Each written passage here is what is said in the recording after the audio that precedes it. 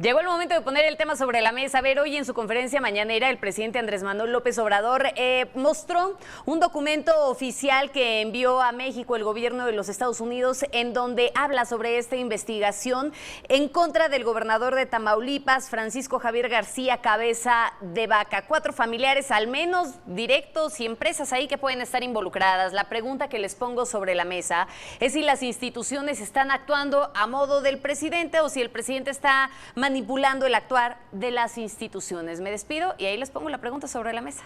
Gracias, Magda. Bueno, me parece, a veces en esta administración su característica es que a veces es importante, a veces intervencionismo, según el documento que se envíe, pues de alguna forma es la respuesta. Y aquí, bueno, si la pregunta es esta, si hay uso faccioso de las instituciones de gobierno en tiempos electorales, me parece que sí.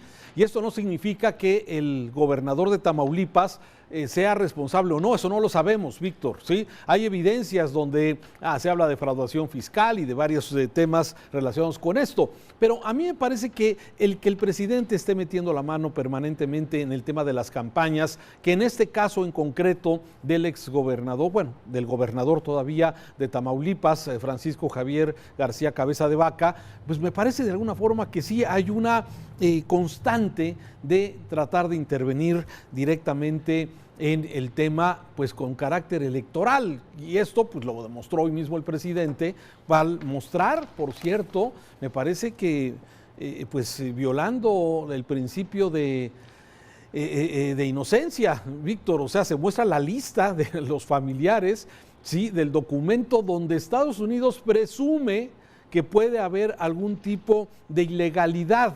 Y sin embargo, el presidente, sí, mostrando el documento, los nombres, pues rompiendo la presunción de inocencia. O sea, hay varias cosas, varios elementos que si los juntas todos, Víctor, de alguna forma mi conclusión es que sería que el presidente sí está haciendo uso faccioso de las instituciones de gobierno, sí, con motivos político-electoral, hasta el momento. Y creo que es importante, Raúl, poner cada asunto en su lugar. Cada situación en su lugar, porque como muchos otros problemas en este país no es nada más de un lado y del otro, sino tiene diferentes lecturas y vertientes y por donde tú te quieras ir. Sí coincido contigo, claro, no es nuevo esto, no sería el primer presidente ni el último que lo ha hecho. Desafortunadamente en nuestro país hay una tendencia y hay siempre una inclinación de quien tiene el poder para utilizar las instancias que se tienen, las instituciones, en su beneficio, para hacer política, para aplicar justicia a su entender, para aplicar sanciones, para castigar, para reprimir. Esto desafortunadamente va en detrimento de las instituciones en este país, que no terminan de consolidarse, y más cuando se trata de instituciones supuestamente autónomas.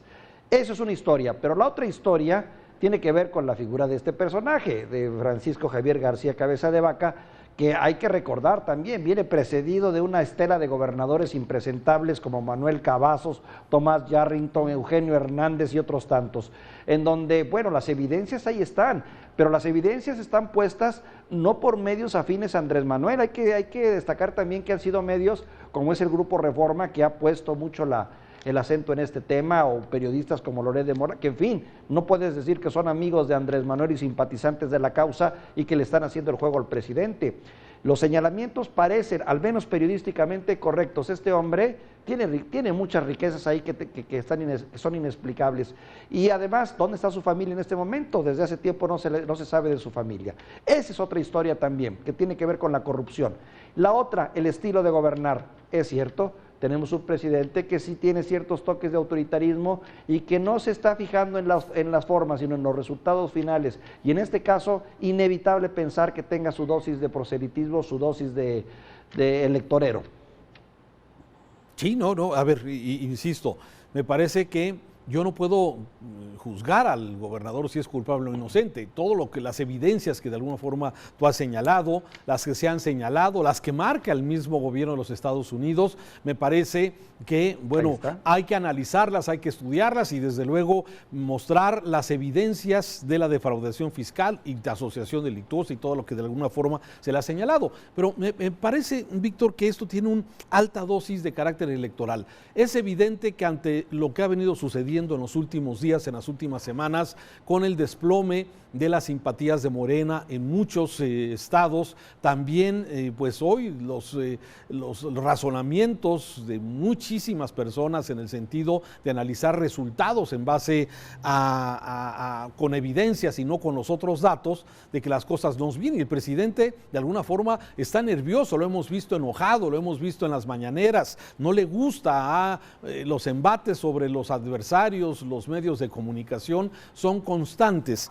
Y desde luego, este personaje, como tú bien lo dices, significa muchas cosas. Primero, forma parte de este grupo de gobernadores federalistas, aunque ya muchos han dado pasos para atrás. Ya no vemos ese gran activismo que tenía este grupo de gobernadores que pedían una revisión del pacto fiscal. Sí, y esto de alguna forma, bueno, ser de oposición, pues también es una ganga que se le presenta al presidente exactamente muy a la mano. La petición de investigación de los Estados Unidos también le cae muy bien. Y sí, bueno, tienes a la mano la Unidad de Inteligencia Financiera y la Fiscalía General de la República a la mano, aunque los ministros de la Corte dicen, y sigue esa controversia, si es legal o no esa orden de aprehensión, bueno, híjole, pues sí hay evidencia de que las cosas puedan estar.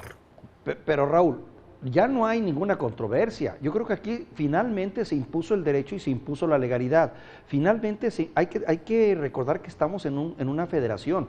Finalmente fue una decisión federal, fue un juez federal, fue un Congreso federal quien tomó una decisión y consideró que era importante el desafuero. No puede haber dos tipos de desafuero o dos interpretaciones. El gobierno federal está, con todo respeto, sobre los gobiernos del estado, con todo y sus independencias y sus autonomías, está bien, pero por eso, esa es la razón de la federación. Por eso resultaba absurdo ver a un Congreso a quien se le da la orden prácticamente, que entiendo que fue una orden ahí medio difusa y medio para que la entiendas o no la entiendas, pero la instrucción era actúen en consecuencia y procedan a nombrar a otro gobernador o a desaforar al gobernador, pero el Congreso dice, no, pues si me mandan a mí esa interpretación, yo lo que voy a decir es voy a aplicar mi propio fuero, mi propio criterio de fuero, cosa indebida. Yo creo que se recompuso la plana en ese sentido y se hizo valer el poder de la federación, que finalmente es lo que nos constituye y nos representa como un país. No estoy seguro de eso, Víctor. Me parece que la misma secretaria de Gobernación, Olga Sánchez Cordero, exministra, ¿sí? Ni para ella estaba claro el tema del asunto, ¿sí? Si realmente el Congreso de la Unión está por encima de los congresos locales. O sea, es un asunto que no hay jurisprudencia al respecto y los mismos magistrados lo reconocen.